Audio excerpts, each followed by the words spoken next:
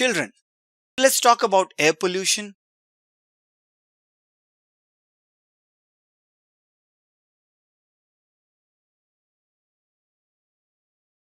This is the earth on which we live.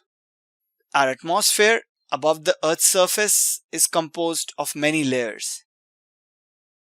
The closest to us is called troposphere. Above that is stratosphere. And above that is the protective ozone layer. Burning of fuels, mainly fossil fuels, and factory waste are the main cause of air pollution. Our earth used to be much greener, but in the last 100 years, the cutting down of trees and the urbanization has also led to an increase in the air pollution. Now, planting trees is an effective way to reduce air pollution. Reduction in pollutants from factories and using catalytic converters and unleaded petrol in automobiles are some other ways of reducing air pollution. Let's talk about oxygen and who discovered it. It was an English chemist, Joseph Priestley, who discovered oxygen in 1774. We all know that air is useful, so let's learn in detail how we use air. Let's study the usage of air. 1/5 or 21% of the air is oxygen. Oxygen is necessary for respiration.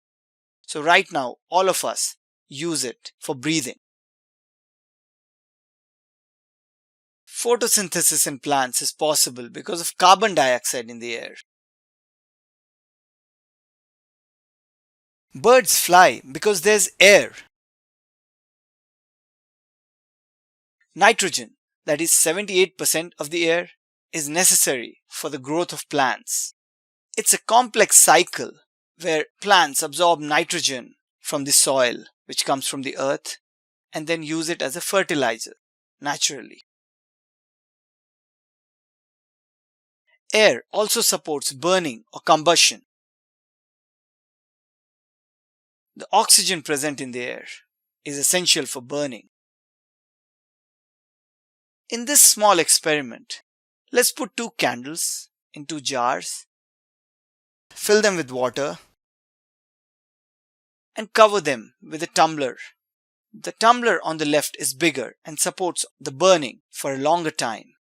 This observation tells us that air contains oxygen. Both the glasses contain oxygen, but the one that contains more oxygen supports burning of the candle for a longer time. So the part of the air that supports burning is called oxygen. Wind, which is nothing but air moving at a high speed, also helps in the dispersal of seeds.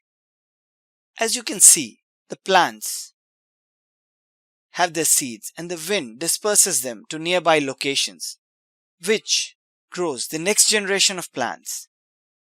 Plants like cotton and sunflower propagate their seeds. You can see that the wind thus helps in propagation of life on earth.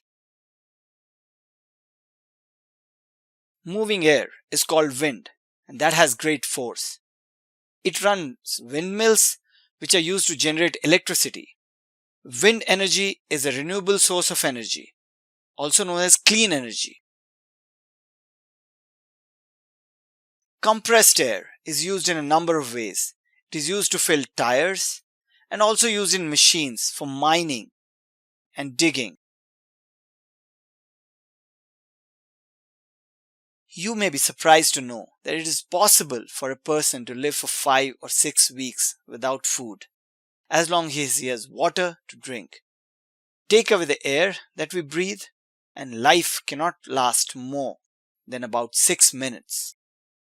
I hope you enjoyed this lesson about the usage of air and air pollution.